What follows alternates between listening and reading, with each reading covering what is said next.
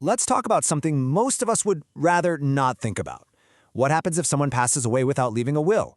Who gets the house, the car, the savings? In the Philippines, the law actually has a plan for this exact situation.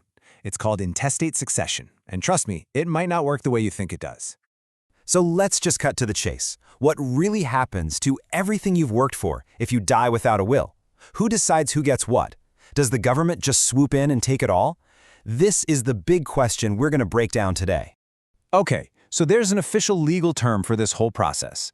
It's called in-state succession. You might also hear it called legal succession. Don't worry, they're the exact same thing. It's basically the law's backup plan that kicks in when you haven't left your own set of instructions. Honestly, the best way to wrap your head around this is to think of it like the default settings on a brand new phone, right? If you don't go in and customize everything yourself, it just runs on a preset one-size-fits-all plan. Well, the law does the exact same thing for your estate. So, here's our roadmap. First, we'll cover why the law even steps in. Then we'll get into the official pecking order of who inherits. We'll look at a few real-world examples of how things get divided, tackle the pretty controversial Iron Curtain rule, and then wrap it all up by asking, is the government's default plan really good enough for you? All right, first up, why does the law get to decide what happens to your stuff? It's not because the state is trying to control everything. The thinking behind it is actually, well, it's pretty thoughtful. This quote really gets to the heart of the matter. The law isn't just making up random rules. It's actually trying to guess what you probably would have wanted, based on one simple idea, that you'd want to provide for the people closest to you, the ones you have the most love and affection for. So, if the law is trying to honor your closest relationships, how does it rank them? Well, it's not a free-for-all. There's a very clear, very specific hierarchy, a legal pecking order for who's first in line. And here it is. This is the legal line of succession. Think of it like a series of checkpoints. First, the law looks down for your legitimate children and grandchildren. If that checkpoint's empty, it looks up to your parents. If they're not around, it looks to your spouse. After that, it looks sideways to your brothers, sisters, nieces, and nephews. And only if every single one of those people is gone, does the state finally step in. So it all boils down to this one simple but incredibly powerful rule from the Civil Code. The person who is most closely related to you gets the inheritance, and anyone who is more distantly related gets, well, they get excluded. This chart makes it super clear. Let's say you have a surviving brother and a cousin. Your brother is a closer relative, so he inherits everything. The cousin is excluded. Simple.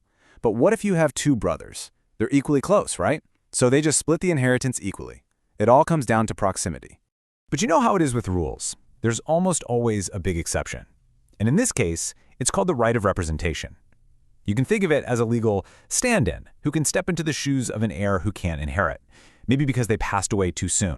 Now, this stand-in right doesn't apply to everyone. The law is really specific. It always flows downwards, so your grandchild can absolutely step in for their parent who has passed away. It can also move sideways, but only to your nieces and nephews. But, and this is a big one, it never goes up. Your grandparent cannot represent your deceased parent. That is a hard and fast rule. Okay, so we've got the order of who gets to inherit. Now for the fun part. Let's talk about how the pie actually gets sliced in a few common family situations. First up, a classic scenario. A surviving spouse and 3 legitimate children. The law keeps this one really simple. It basically treats the spouse as if they were one of the children. So you just divide the whole estate by 4 and everyone gets an equal 25% share. That's it. But what if there are no kids in the picture? What if the person who died is survived by their spouse and their own parents? In that case, the law just splits the estate right down the middle. 50% for the surviving spouse and 50% for the parents to share. And if we go one more step down the line, no kids, no parents, just a spouse, and some siblings, the rule is exactly the same. The surviving spouse gets half, and the brothers and sisters get to split the other half among themselves. All right, now we have to talk about one of the most famous and, frankly, most controversial rules in all of Philippine succession law.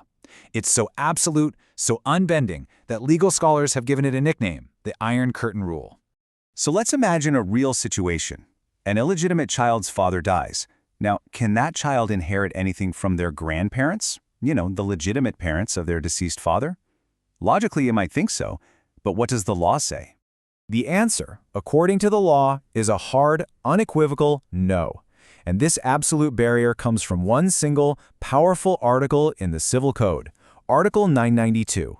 So why on earth is this the rule? Well, the reasoning is, let's say, it's a product of its time. As the famous legal commentator Manresa explained, the law was written with the assumption that there's this natural resentment or bad blood between a legitimate family and an illegitimate child. And to prevent more family drama, the law just creates a complete separation. It's definitely a controversial take today, but it shows you how old social ideas can stay embedded in our laws for a long, long time. This slide really visualizes that iron curtain. It's not a one-way street, it's a solid wall. An illegitimate child can't inherit from their father's legitimate family, and that legitimate family can't inherit from the illegitimate child either. When it comes to intestate succession, the law creates a total and complete barrier between them. Okay, so after going through the legal pecking order, the division scenarios, and that very strict iron curtain rule, we have to come back to our original idea of the default settings. And this is the bottom line, really. Intestate succession is a safety net. It provides a clear, logical, one-size-fits-all plan. But it's not your plan. It doesn't know about your complicated family, or that one friend who's been more like a sibling, or a charity you deeply care about. It's based on a legal formula, not on your life. And that leaves us with the final and most important question of all. The law has a plan for your estate. It's all set up and ready to go. But is it your plan? Because if the answer is no, the only way to change those default settings is to create your own will.